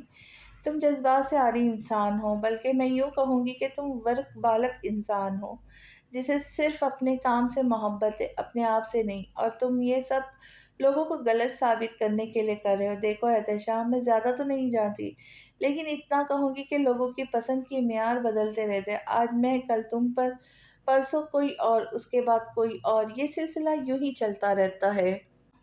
ہاں، یہ تو سچ تھا۔ اسے اپنے آپ کو ثابت کرنے میں کتنے سال لگا دیے تھے۔ اب تو وہ اپنا آپ بھلا بیٹھا تھا۔ اس نے بات جاری رکھتے ہوئے کہا، خود سے ملے ہو کبھی؟ اپنے اندر کے انسان سے، اپنے ہمزاد سے پوچھو کہ وہ کیا چاہتا ہے۔ زلف کے چہرے پہ کچھ کھونے کا احساس رقم تھا، بے چینی تھی، اضطراب تھا۔ وہ اس کے دل کی زبان بولتی اسے اپنی اپنی سی لگی تھی۔ میثم علی آغا نے ایک بار مجھ سے پوچھا تھا، میں تمہارے ساتھ خوش کیوں نہیں ہوں؟ تو پتہ ہے میں نے انہیں کیا جواب دیا؟ میں نے کہا میں ایک ایسے شخص کے ساتھ خوش نہیں رہ سکتی جس کی زندگی جس کی عادتیں میری عادتوں سے میل نہ کھاتی ہو۔ اسے اگر میرا ہونا ہے تو میرے اندر اتر کر میرے احساسات کو سمجھنا ہوگا، میری عادتیں اپنانی ہوں گی۔ کتابیں، موسیقی، آرٹ، مصوری، ہر وہ چیز جو زلف نوروز کو اچھی لگتی ہے۔ اس کے ہلتے لبوں کو بغور دیکھ رہا تھا، ایک ایک لفظ احساس کے مانند اس کے دل میں جگہ بنا رہے تھے۔ ہر عمل کا رد عمل ہوتا ہے احتشام، تم نے مجھے عزت دی، میں نے تم پر بھروسہ کیا۔ میرے خیال سے اتنا کافی ہے، کیونکہ نہ تم مجھ سے محبت کرتے ہو نہ میں تم سے۔ وہ اس کی آنکھوں میں دیکھتی ہوئی حقیقت سے پردہ اٹھا رہی تھی۔ یہ ان کے درمیان ہونے والی پہلی گفتگو تھی جو چند لمحوں سے زیادہ طویل تھی۔ کتنا اچھا ہوتا تم مجھے پہلے مل جاتی، وہ جذبے سے بولا۔ کیوں؟ اب کیا مسئلہ ہے؟ یہی تو مسئلہ ہے کہ تم میں کوئی مسئلہ نہیں۔ دیکھو میں پرفیکٹ انسان نہیں ہوں، خامیوں سے بھرا ہوا ہوں۔ CSS میں ٹاپ کرنے والا انتہائی قابل انسان اس سے یہ کہہ رہا تھا جو ایک اپنے آپ ایک جواب سے مقابل کو چاروں خانے چت کر دیتا تھا۔ زلف نوروز کے لیے حیرت کا مقام تھا۔ میں بہت جذباتی اور پوزیسیو انسان ہوں، خاص طور پر اپنی ماں، بہن اور ماں کے لیے، لیکن ٹرسٹ میں میری زندگی میں آنے والی تم پہلی اور آخری لڑکی ہو۔ اور اسے عزت اور مان کے بعد اب بھروسہ سونپ رہا تھا۔ قدم قدم پر اس کے دل میں رشتے کی نیو مضبوط تر ہوتی جا رہی تھی۔ سراسیمگی سمٹے، بلورے آنکھیں تحیر سے مسکرائی۔ کتنا سادہ لوح تھا وہ۔ شاید وہ یہ اس لیے کہہ رہا تھا کہ اس نے چند ایک بری عادتیں گنوا دی تھی، جس کے بعد اب وہ چاہتا تھا زلف اس پر انحصار کرے، اس رشتے کو آگے بنانے کے لیے اس کا ساتھ دے۔ کتنا نادان تھا وہ، یہ نہیں جانتا تھا زلف پچھلے کئی سالوں سے ہجر کی آگ میں جل رہی تھی۔ ایسے کیوں دیکھ رہی ہو؟ مسلسل مسکراہٹ لیے اپنی طرف دیکھتا پا کر وہ بھی مسکرا دیا۔ اس نے پہلی بار نوٹ کیا تھا وہ شاندار پرسنالٹی کا مالک تھا۔ ہاں، اگر وہ تہران پاشا کی دیوانی نہ ہوتی تو وہ بہترین انتخاب تھا۔ میں بھی پرفیکٹ نہیں ہوں، ڈونٹ وری۔ اس نے سہولت سے بات بدل دی۔ احتشام کی آنکھوں میں ایسا کچھ ضرور تھا جو اسے نگاہوں کا ارتکاز بدلنے پہ مجبور کر گیا۔ اس منظر میں اتنی کشش تھی کہ اس کی نظریں ہٹنے کو تیار نہیں تھی۔ تو تم مجھے محبت کرنا سکھا سکتی ہو؟ میں بھی کسی کے دل میں اترنا چاہتا ہوں۔ اپنے مطالبے پر خود حیران رہ گیا۔ حیران تو وہ بھی ہوئی تھی۔ محبت کے بھی اصول ہوتے ہیں احتشام، میں اصولوں کا پابند ہوں۔ اگر تم چاہتے ہو لوگ تمہارے ساتھ اپنے برتاؤ کو، رویے کو تبدیل کر دیں تو اس کے لیے پہلے تمہیں اس رویے کو تبدیل کرنا ہوگا جو تم اپنے ساتھ روا رکھے ہو۔ جب تم اپنے آپ سے پورے خلوص، پوری طرح سے محبت کرنا نہیں سیکھتے، بہت مشکل ہے کہ تمہیں محبت نصیب ہو، اور جب یہ مرتبہ حاصل ہو جائے تو پھر ہر اس کانٹے کے لیے بھی شکر گزار ہو جو تمہارے راستے میں پھینکا جائے، کیونکہ یہ اس بات کی علامت ہے کہ تم پر عنقریب پھول بھی نچھاور ہوں گے۔ محبت کا 19واں اصول یہ کہتا ہے۔ اس نے بہت توجہ سے سنا تھا، گویا وہ عمل کرنے کا ارادہ رکھتا تھا۔ زلف نے ایک دو لمحے اس کے چہرے پر پھیلی اطمینان بھری مسکراہٹ کو دیکھا، پھر کتاب کھول لی۔ اپنی تعلیم مکمل کرنے کے بعد سے اس کی زندگی کا صرف کام کے گرد گھوم رہی تھی۔ وہ اپنا ہر کام شدت سے کرتا تھا، نفس کے گھوڑے کو کبھی بے لگام نہیں ہونے دیا تھا۔ اسے کسی ایسے ہمدم کی تلاش ہو جو اس کے مزاج کو سمجھے، بس ایک وہیں اس کی روحانی اور مستقل طلب بننے کی متمنی تھی۔ فرات اسے ڈارک ہارس کہتا تھا، شاید وہ صحیح کہتا تھا۔ ڈارک ہارس یعنی ایسا انسان جو غیر ماورایی صلاحیتوں کا مالک ہو، مگر دنیا کے سامنے بہت کم ان صلاحیتوں کا مظاہرہ کرتا ہو۔ لوگوں نے کورائے کو دیکھا تھا، وہ کتنا قابل تھا، کتنا شاندار پرسنالٹی کا مالک تھا، کم عمری میں ہی بلینئر تھا، مگر احتشام کو کوئی نہیں جانتا تھا، حتیٰ کہ وہ خود بھی نہیں جاننا چاہتا تھا، کیونکہ احتشام میں بہت خامیاں تھیں۔ کورائے کو اس نے بہت مضبوط اور طاقتور بنا لیا تھا۔ احتشام کو کوئی نہیں جانتا تھا، اس کا ماضی کیا تھا، کن سخت حالاتوں سے گزر کر اب ہار چکا تھا۔ اس کا دل ٹوٹا تھا، جن رشتوں کے تسلسل کو قائم رکھنا چاہتا تھا وہ بکھر گئے تھے۔ ان رشتوں کا تقدس پامال ہو چکا تھا، کوئی واقف نہیں تھا ان خوابوں سے جو اچانک بکھر کر کرچی کرچی ہو چکے تھے۔ حالات نے اسے اتنا نقصان پہنچایا تھا کہ وہ زخمی ہو چکا تھا، اس کے باوجود یہ دکھاوا کیے جا رہا تھا کہ وہ ٹھیک ہے، وہ سب کچھ بھلا کر زندگی میں آگے بڑھ چکا ہے۔ دراصل زندگی اس پر بوجھ بن چکی تھی۔ ڈپریشن، صدمہ، ٹراما، کن کن اذیتوں سے گزر رہا تھا ہر دن، کوئی نہیں جانتا تھا، کوئی بھی نہیں۔ احتشام مجاہد کو اس نے اپنی ذات کے تہہ خانوں میں چھپا رکھا تھا۔ جب کبھی وہ تہہ خانوں سے گزرتا اس کی ذات کے پرخچے اڑ جاتے اور کئی دنوں خود کو سنبھالتے سنبھالتے گزر جاتے۔ صبح وہ بغیر ناشتہ کیے ہی آفس چلا گیا۔ زمارہ کو قلق ہوا تھا۔ رات اس نے ترش مزاجی کا مظاہرہ کیا تھا۔ اصل کی بہت پکی تھی، اصولوں پر کمپرومائز کرنا اس نے سیکھا ہی نہیں تھا۔ اوزان کا رویہ دن بدن بدترین ہوتا جا رہا تھا، حالانکہ وہ دوبارہ تکمیل کے مراحل سے گزر چکی تھی۔ 2 بار ناکام ٹھہری۔ پہلی بار اللہ نے اسے بیٹی جیسی نعمت سے نوازا تھا، کتنی محبت سے اس کا نام پری رکھا تھا۔ وہ پری چند ہی ماہ بعد آسمانوں میں پرواز کر گئی۔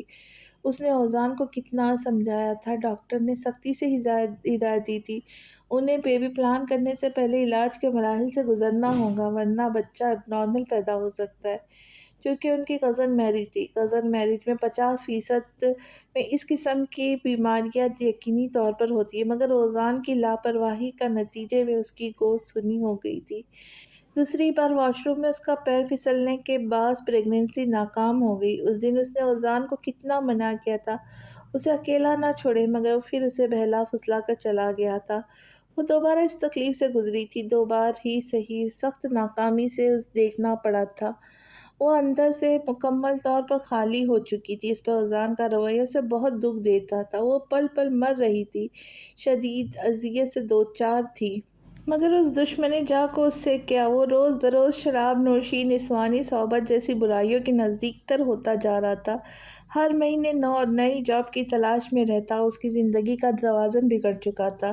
جب جب وہ اس کے دوستوں کے بارے میں سوچتی اسے نفرت ہونے لگتی۔ وہ سب انہی کی کرامت تھی، وگرنہ شادی کے شروع کے چند سال وہ بہت سلجھا ہوا تھا۔ ان کی زندگی خوشگوار گزر رہی تھی۔ ٹھنڈی ہوا کا جھونکا اس کے وجود سے ٹکرایا تو وہ ہال میں لوٹی، بے دلی سے بریک فاسٹ کیا اور ہاسپٹل کے لیے نکل گئی۔ ایلیف ایم ایس ہاسپٹل میں اس کی ڈیوٹی کا وقت رات 10 بجے سے صبح 10 بجے تک ہوتا تھا۔ دن میں وہ اپنے کلینک پر ہوتی تھی۔ پورا دن یوں ہی اداس گزر گیا۔ یہ جاب اس کے لیے ایک نعمت تھی، ورنہ وہ سوچ سوچ کر پاگل ہو جاتی۔ یہاں آ کر وہ خود کو مصروف کر لیتی تھی، یوں زیادہ وقت گزر جاتا تھا۔ رات کو معمول کے مطابق وہ واپس لوٹی تو غیر معمولی طور پر اوزان جلدی آ گیا تھا۔ پورا گھر تاریکی میں ڈوبا ہوا تھا۔ سوئچ بورڈ پر ہاتھ مارا تو پورا ہال روشنیوں میں نہا گیا۔ وہ آڑا ترچھا صوفے پر لیٹا تھا۔ جب سے اس نے کمرہ الگ کیا تھا، اپنے کمرے کی بجائے ہال میں صوفے پر سوتا تھا۔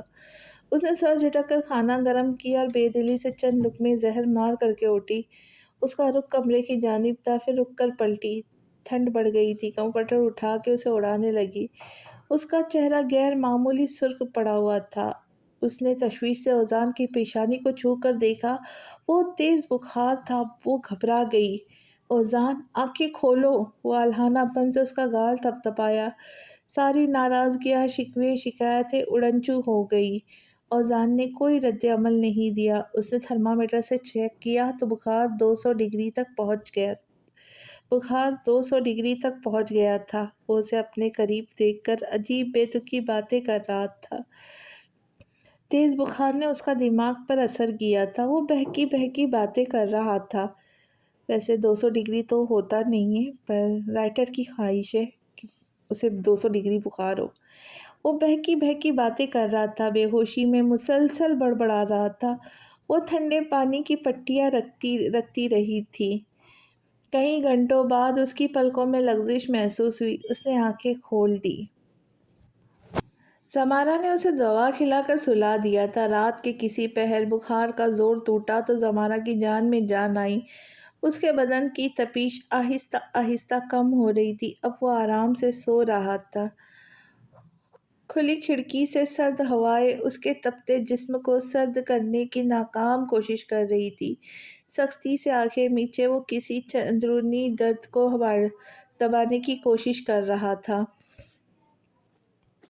زمارہ نے اس کا ہاتھ اپنی گرفت میں لے کر رخساروں سے لگایا۔ یہ شخص اس کی کل کائنات تھا۔ اسے گرم ہوا بھی چھو جاتی وہ کیسے برداشت کر سکتی تھی؟ اسے پوری دنیا میں دونوں ایک دوسرے کا واحد سہارا تھے۔ اس سے وابستگیاں بہت گہری تھی، تبھی تو اس کی دی گئی چوٹ کا دکھ بھی زیادہ ہوتا تھا۔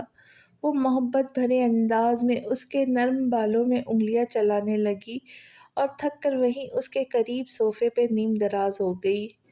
اس کے آگے کیا ہوا؟ کیا واپس سے زلف اور تہران واپس مل جائے گے، یا زلف احتشام کو قبول کر لیں گی؟ یہ جاننے کے لیے ملتے ہیں اگلی قسط میں۔ تو تب تک خوش رہے، خوشیاں بانٹے۔ جانے سے پہلے چینل کو سبسکرائب کریں، ویڈیو پسند آئے تو لائک کریں، دوستوں اور رشتہ داروں کے ساتھ شیئر کرنا نہ بھولیں، اور اچھی اچھی کہانیاں قسطوں کے ساتھ ملتے ہیں اگلی اسٹوری ویڈیو میں۔ تب تک کے لیے اللہ حافظ۔